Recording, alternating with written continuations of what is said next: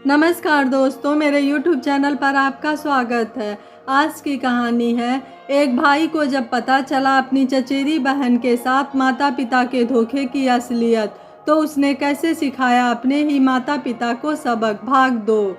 यदि आप इस कहानी का पहला भाग सुनना चाहते हैं तो उसका लिंक मैं आपको डिस्क्रिप्शन बॉक्स, एंड स्क्रीन और कार्ड तीनों जगह पर दे दूंगी और साथ में कमेंट बॉक्स पर भी पिन कर दूंगी। आप वहां से जाकर सुन सकते हो।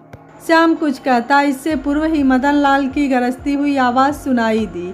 क्या हो रहा है यहाँ? अम्मा, तुमने रोका क्यों नहीं? घर के नौकर ये फालतू बात सुन लेंगे तो बात घर से बाहर जाएगी। श्याम एक घृणा भरी दृष्टि अपने पापा पर डालकर अपने कमरे में चला गया और शालिनी सिर झुकाए वहीं खड़ी रही। आप चिंता न करें साहब, और कोई नहीं था यहाँ। श्याम बाबा आपसे नाराज़ हैं, आप जानते ही हैं। उन्होंने जब मेम साहब को देखा तो नाराज़गी से कुछ कहने लगे। मेम साहब तो बस उनकी बात का जवाब दे रही थी। अम्मा ने बात संभालने का प्रयत्न किया। वो तो इन्हें सब अम्मा कहते हैं और इनका रुतबा भी है घर में। लगती तो समझदार है, शायद भरोसेमंद भी, शालिनी दिल में सोच रही थी। मदन लाल ने उसे वहीं बैठकर अपने साथ चाय पीने को कहा तो वह यंत्रवत बैठ गई। सब कुछ फिर से ठीक ठाक सा चलने लगा था। शालिनी ने स्वयं को परिस्थितियों के हवाले छोड़ दिया था। वैसे मदन लाल का व्यवहार उसके प्रति बहुत बुरा नहीं था। वह शालिनी को खुश रखने का भरसक प्रयत्न करते, बेहिसाब उपहार भी देते। प्रकट में वह भी प्रसन्नता का दिखावा करने लगी थी, परंतु अंदर से वह नित्य ही घुटती जाती थी। परीक्षा के उपरांत सोनू घर आया तो बहन से मिलने उसकी ससुराल भी गया। भरा पूरा घर देखकर वह शालिनी के लिए बहुत प्रसन्न हुआ। अतिथि कक्ष में शालिनी के साथ बातें कर रहा था कि इतने में मदन लाल ने वहां प्रवेश किया। सोनू को लगा शालिनी के ससुर होंगे। उठकर पांव छूने के लिए हाथ आगे बढ़ाए ही थे कि शालिनी ने जीजा जी कहकर परिचय कराया। हाथ वहीं रुक गए सोनू के। अविश्वास से उसने शालिनी की ओर देखा। ओ, अब तुम यह मत कहना कि तुम्हें भी मेरे बारे में कुछ पता नहीं था, मदन लाल ने व्यंग से कहा। सोनू कुछ कह न सका, उसे सचमुच कहाँ पता था। कुछ देर बैठकर जब मदन लाल चले गए तो सोनू ने क्रोध और बेबसी से पूछा कि शालिनी ने यह निर्णय लिया किस दबाव में। जब सोनू ने फ़ोन पर स्वयं पूछा था कि वह खुश तो है न, तो उसने सत्य क्यों नहीं बताया? सोनू तो परीक्षा छोड़कर भी आ जाता। शालिनी ने उसे सब कुछ विस्तार से बताया कि किस प्रकार वह गलतफहमी में ठगी गई। उसे तो विवाह में दूल्हे तक का मुख देखने नहीं दिया गया। सोनू बस इतना ही कह सका कि राखी का कर्ज वह नहीं चुका पाया। सोनू अपने माता पिता के प्रति क्रोध में भरकर वहां से निकला, पर अब वह हाथ मलने के अतिरिक्त और कर भी क्या सकता था। घर पहुंचकर वह माँ बाप पर बहुत क्रोधित हुआ, बहुत चीखा चिल्लाया, पर पिता सदा की तरह निरीह सा चेहरा बनाकर बैठे रहे। और माँ की तो एक ही रट थी, सब तेरे लिए ही तो कर रही हूँ। वह तो रईस और रसूखदार खानदान में गई है, उसके लिए तो अब ये दुकान और मकान कौड़ियों के समान है, पर तुझे तो चाहिए अब सब तेरा है यहाँ। तुझे तो अपनी माँ पर गर्व होना चाहिए था और तू उल्टा चिल्ला रहा है। सोनू को पता था कि उसकी माँ बहुत स्वार्थी है, पर इतनी, यदि शालिनी साथ देती तो वह व्यस्क होने से पहले जबरदस्ती दबाव में किए गए विवाह का केस भी कर देता। पर वह तो स्वयं को किस्मत के हवाले छोड़ चुकी थी। दिन बीत रहे थे। एक दिन जब शालिनी नहाकर गीले बालों को तैलियों से सुखा रही थी कि अचानक श्याम वहां आ गया और मंत्र मुग्ध सा उसके सौंदर्य को निहारने लगा। ऐसा वह पहले भी छुप छुप कर करता रहा था, परंतु आज शालिनी की नज़र पड़ गई और वह अचकचा कर बोली, ऐसे क्या देख रहे हो मुझे? अक्सर चोरी पकड़ी जाने पर चोर निडर होकर सामने आ जाता है, वैसा ही श्याम के साथ हुआ। वह पास आते हुए बोला, तुम्हारे बेमिसाल हुस्न को देख रहा हूँ, इस पर मेरा अधिकार होता, पर तुम्हें तो दुल्हन बनने की जल्दी पड़ी थी और मेरी माँ बनकर ही आ गई। अभी भी कुछ नहीं बिगड़ा है। अगर तुम साथ दो तो पापा को तो पता भी नहीं चलेगा। उनसे क्या हासिल होगा? तुम्हें जो सुख मैं दे सकता हूँ, और तुम भी तो मुझसे प्यार करती हो ना। न जाने कहाँ से इतनी शक्ति आई शालिनी में कि जोर का थप्पड़ जड़ दिया श्याम के गाल पर और अपमानित सी बोली, शर्म नहीं आती तुम्हें? अब मैं तुम्हारी माँ हूँ, भले ही सौतेली हूँ, पर रिश्तों की मर्यादा जानती हूँ। तुम्हारी हिम्मत भी कैसे हुई इतनी घिनौनी बात कहने की? आज मैं सब कुछ तुम्हारे पिता को बताऊंगी। श्याम तिलमिला गया था। आगे कुछ कहता कि अम्मा वहां आ गई। उन्होंने श्याम को उनके कमरे में जाने के लिए कहा और शालिनी को समझा बुझाकर शांत किया। उसके आग्रह पर मदन लाल को कुछ भी नहीं बताया शालिनी ने, नहीं तो पिता पुत्र में ठन जाती। पर उस दिन से वह सतर्क अवश्य हो गई। अम्मा भी उसकी सुरक्षा के लिए सजग रहने लगी थी। उन्होंने श्याम को समझाया भी कि उसने गलती की है, परंतु पुरुष दम्भ आहत हुआ था और वह बदला लेने को सही मौके की तलाश में शांत बैठ गया था। उधर शालिनी का दुर्भाग्य उसका पीछा छोड़ने के लिए तैयार ही नहीं था।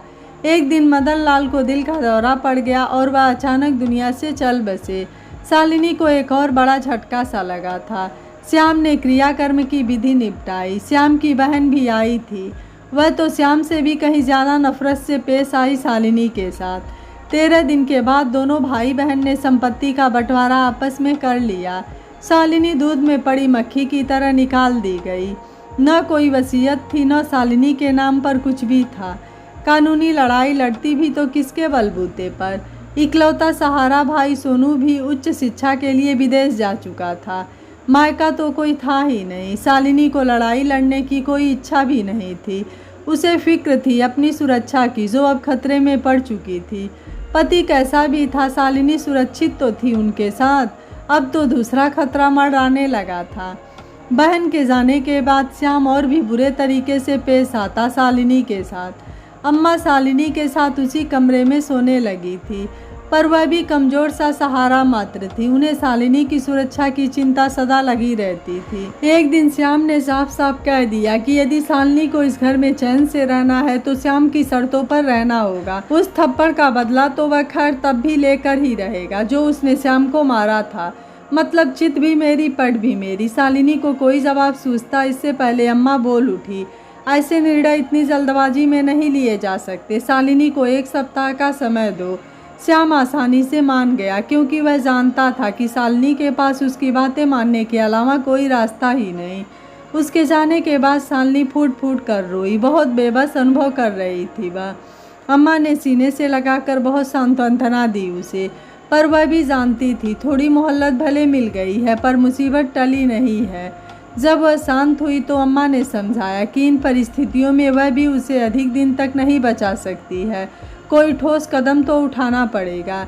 श्याम से जीत पाना उन दोनों के बस की बात नहीं है। 4-5 दिन दोनों के बीच क्या गुफ्तगू चली किसी को पता नहीं चला। 7वें दिन सुबह शालिनी एक पत्र छोड़कर जा चुकी थी। पत्र श्याम के नाम पर ही था। श्याम, मैं यह घर छोड़कर सदा के लिए जा रही हूँ। तुम्हारी बात मानकर अपने आत्मसम्मान को बेचकर अपनी अस्मत का सौदा करने से बेहतर नदी में कूदकर जान दे देना है। रिश्तों की पवित्रता को कलंकित करने से बेहतर मुझे यही रास्ता दिख रहा है। जिंदा भी रही तो भी तुमसे मिलना कभी नहीं चाहूँगी, न इस जन्म में और न ही किसी जन्म में। श्याम स्तब्ध था। अम्मा ने रो रो कर बुरा हाल कर लिया था। पुलिस को सूचना भी दे दी किसी ने। पर्याप्त सबूतों के कारण श्याम गिरफ्तार हो गया। नदी में गोताखोरों को कुछ भी नहीं मिला। चिट्ठी में पूरी तरह स्पष्ट भी तो नहीं था कि उसने जान दी भी या नहीं। अम्मा ने ही इस सब में उसका सहयोग किया था और अपनी बहन के पास उसके गांव भेज दिया था, जो कि दूसरे प्रदेश में थी और बहुत दूर भी। पास के शहर में एक प्राइवेट स्कूल में उसने संगीत शिक्षिका के रूप में नौकरी भी प्राप्त कर ली थी और अब वहीं किराए का कमरा लेकर रहने लगी थी। वह एकाकी थी पर संतुष्ट भी। फिर होनहार विद्यार्थियों का साथ भी तो था। आज अचानक कौवे की काँव काँव सुनकर पता नहीं क्यों परेशान हो रही थी। कौवा तो रोज़ ही बोलता है। अचानक घंटी बजी तो उसने दरवाज़ा खोला। सामने सोनू खड़ा था। कुछ पल ठगी सी खड़ी रह गई, फिर उसके गले लगकर रो पड़ी। जब संभली तो पूछा कि यहाँ कैसे पहुँचा, तो सोनू ने बताया, तुम्हारे मरने की खबर का यकीन नहीं हुआ मुझे कि मेरी दीदी इतनी कमज़ोर नहीं हो सकती। मैं अम्मा से मिला, जोर देकर पूछा तो उन्हें मुझ पर विश्वास हुआ और उन्होंने तुम्हारा पता बताया। इस शहर में कुछ अन्य काम भी था मुझे, वह पूरा करके वापस जाऊंगा। आज समय था तो सोचा तुमसे मिलने चला आया। कौन सा काम पूछने पर उसने बताया कि कल कहीं उद्घाटन समारोह में जाकर वहां रिबन काटना है, पर अब यह काम उसकी दीदी करेगी। तू तो बहुत बड़ा आदमी हो गया रे, शालिनी हंस कर बोली। पर आप मुझसे भी बड़ी हो। तो अब यह काम आपके कर कमलों से संपन्न होगा। अगले दिन नियत समय पर दोनों वहां पहुंचे तो शालिनी अचरज से भर उठी। शालिनी, संगीत सदन ये क्या है? महज इत्तेफाक है यह नाम जहां वह उद्घाटन समारोह में आई है, या कोई रिश्ता है इस सब से? पर क्या रिश्ता हो सकता है भला? उसने सोच को झटकना चाहा कि तभी सबने फूल बरसाकर उसका स्वागत किया। वह हैरानी से सोनू को देख रही थी तो सोनू ने भेद खोल ही दिया। दीदी, यह तेरा विद्यालय है, मालिक है तू इसकी, पर मैं इसे स्वीकार नहीं कर सकती। तू मेरा भाई है, पर इतना एहसान तो तेरा भी नहीं ले सकती हूँ मैं। एहसान नहीं दीदी, तेरी दुकान और तेरे हिस्से के मकान को बेचकर जो धन मिला उसी से यह प्रॉपर्टी खरीद कर स्कूल बनाया। मैं पिछले काफ़ी दिनों से इसी शहर में रहकर इसी कार्य में लगा था। यह तो तेरी उन राखियों के बदले छोटा सा उपहार है जो तूने इतने साल मुझे बांधी है। तेरी राखी का कर्ज तो मैं कभी चुका भी नहीं सकता। शालिनी भाव विभोर होकर रो पड़ी कि अम्मा ने एकाएक कहीं से आकर गले से लगा लिया उसे। एक और सुखद आश्चर्य से भर गई वह जब अम्मा ने कहा कि अब से वह यहीं रहकर शालिनी की मदद करेंगे। शालिनी आज एक नई ऊंचाइयों को छू रही थी और अम्मा के साथ एक नए जीवन की शुरुआत कर चुकी थी।